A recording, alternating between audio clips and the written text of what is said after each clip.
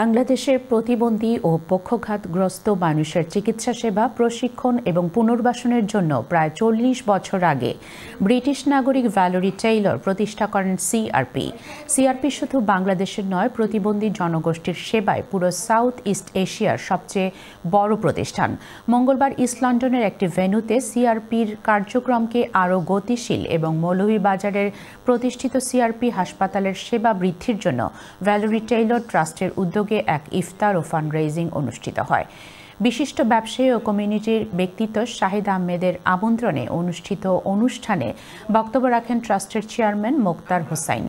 আরও বক্তব্য রাখেন আনসার মিয়া ও রশিদ আহমেদ। চ্যানেল এসের head of programs Farhan Masud খানের সঞ্চালনায় অনুষ্ঠিত ফান্ড রেজিংয়ের ব্যাপক সাড়া পাওয়া যায়। অনুষ্ঠানে আরও উপস্থিত ছিলেন ভ্যালেরি টেইলর ট্রাস্টের সেক্রেটারি মোহাম্মদ ইসলাম মুনির, এটিএন বাংলা ইউকের সিইও হাফিজ আলম বক্স সহ কমিউনিটির বিশিষ্টজন। আলহামদুলিল্লাহ, সবাই উপস্থিত হয়েছেন, যারা উপস্থিত হয়েছেন বিভিন্ন সংগঠনের নেতৃবৃন্দ, আমি সবাইকে ধন্যবাদ।